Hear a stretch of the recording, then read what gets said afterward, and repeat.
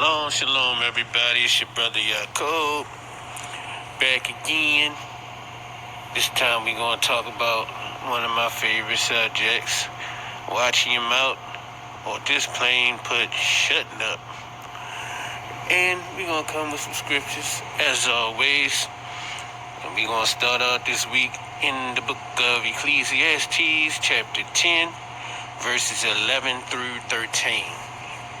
And they go like this. Surely the serpent will bite without enchantment, and a babbler is no better. The words of a wise man's mouth are gracious, but the lips of a fool will swallow up himself. The beginning of the words of his mouth is foolishness, and the end of his talk is mischievous madness. A fool is full of words.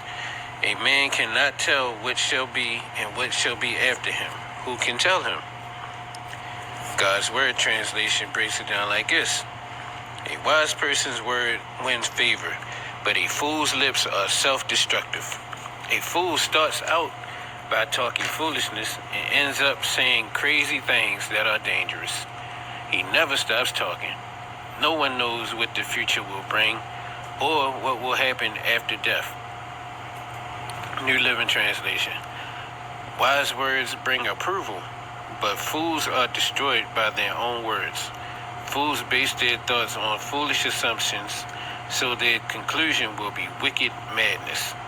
They chatter on and on. No one really knows what is going to happen, but no one can predict the future. This is Sirach, chapter 12, 13 through 15. Who would pity a charmer that is bitten with a serpent, or any such as come nigh wild beasts?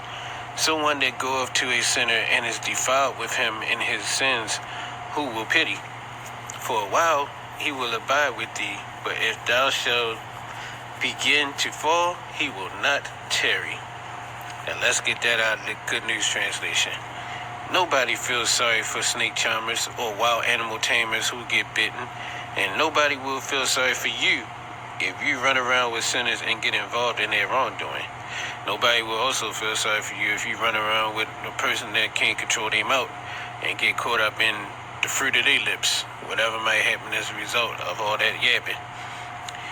And this is verse 15. An enemy will stand with you for a while, but not when trouble comes. So that's basically, they might do all the talking and get the situation going, and then leave you there to have to deal with the consequences. I've heard stories where stuff like that really happens, so gotta be careful, not only at your mouth. Like my dad used to say with driving, you don't just drive for yourself, but you driving for everybody else out on the road. And same in this situation, who you hanging with, you gotta be careful, not just for you, but also who's in your company, who you got around you.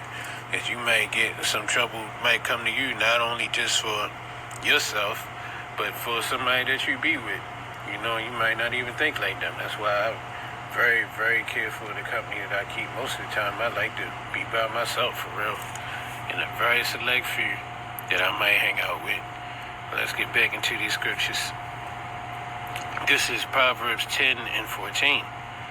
Wise men lay up knowledge, but for the foolish is near destruction. So I was breathing and talking at the same time. It said, the mouth of the foolish is near destruction. God's Word translation breaks it down like this. Those who are wise store up knowledge, but the mouth of a stubborn fool invites ruin. Proverbs 18, verses 6 and 7. A fool's lips enter into contention, and his mouth calleth for strokes. A fool's mouth is his destruction, and his lips are the snare to his soul. God's Word translation says it this way. By talking, a fool gets into an argument, and his mouth invites a beating. A fool's mouth is his ruin. His lips are a trap to his soul. Proverbs 10 and 19. In the multitude of words there wanteth not sin, but he that refraineth his lips is wise. New Living Translation. Too much talk leads to sin. Be sensible and keep your mouth shut. Proverbs 30, verses 32 and 33. If thou hast done foolishly in lifting up thyself, or if thou hast thought evil, lay thine hand upon thy mouth. And we see a lot of pictures with a lot of different celebrities, like with their hand laid over their mouth. I don't know what they mean by it, but it just brought that to mind, that image, when I read those words. This is verse 33. Surely the churning of milk bringeth forth butter, and the wringing of the nose bringeth forth blood. So the forcing of wrath bringeth forth strife. God's Word translation. If you are such a godless fool as to honor yourself, or if your schemes, you had better put your hand over your mouth. If you scheme, you had better put your hand over your mouth. Let's read that again. If you are such a godless fool as to honor yourself, or if you scheme, you had better put your hand over your mouth. Verse 33. As churning milk produces butter, and punching a nose produces blood, so stirring up anger produces a fight. Sirach, or Ecclesiasticus 5 and 12. If thou hast understanding, answer thy neighbor. If not, it is again, lay thy hand upon thy mouth. Good News Translation says it like this. Answer only if you know what to say. And if you don't know what to say, they just simply say, keep quiet. Common English Bible says, if you have understanding, answer your neighbor. But if you don't, clap your hand over your mouth. There it is again. Now let's go to Sirach, or Ecclesiasticus 20, verses 5 through 8. And they go like this. There is one that keepeth silence, and is found wise, and another by much babbling becometh hateful. Some man holdeth his tongue, because he hath not to answer, and some keepeth silence, knowing his time. A wise man will hold his tongue till he see opportunity, but a babbler and a fool will regard no time. Let's go to the Good News Translation and see how they break that one down real quick. Here we go. Some people are thought to be wise because they don't talk much. Others are disliked because they talk too much. Some people keep quiet because they don't have anything to say. Others keep quiet because they know the right time to speak. A wise person will not speak until the right moment, but a bragging fool doesn't know when that time is. No one can stand a person that talks too long and will not give others a chance to speak. And this is Sirach 20 and 20. We're just gonna read it out of the we should get it out of both. This is 20 and 20. And they read like this.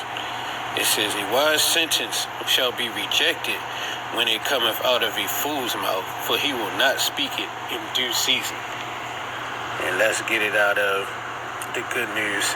It says, nobody takes a proverb seriously when some fool quotes it at the wrong time. So basically what you get from that is timing is everything, because you could be saying something that's nothing but valid, 100% valid, but if you say it at the wrong time, nobody's going to take it serious. Nobody will even consider it. Timing, once again, is everything when it comes to certain things.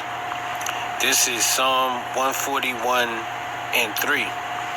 It says, set a watch, O Yahuwah, Most High, before my mouth. Keep the door of my lips. And then the New King James says, set a guard, O Yahuwah, over my mouth. Keep watch over the door of my lips. And then we have one more verse to basically go along with that. And then after that, we should be done with this little talk. This is Sirach, Ecclesiasticus chapter 28 and verse 25. It says, and we're going to start at 24. Look that thou hedge thy possession about with thorns, and bind up thy silver and gold, and weigh thy words in a balance, and make a door and bar for thy mouth. Beware thou slide not by it, lest thou fall before him that lieth in wait.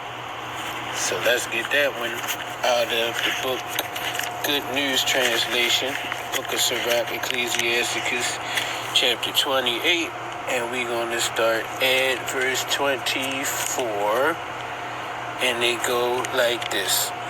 Don't you fence in your property? Don't you lock up your money? Well, be just as careful with what you say. Weigh every word and have a lock ready for your mouth. Someone may be waiting for you to slip, and if you are not careful, you will stumble over your own words and fall down in front of him. And I don't think none of us want that to happen. So, with that being said, just another little small admonishment warning that we should just watch our mouths and what come out of them. That being said, shalom. Wish y'all a blessed week, and most high willing, we'll meet again this time or sometime around this time next week. Alright? Shalom.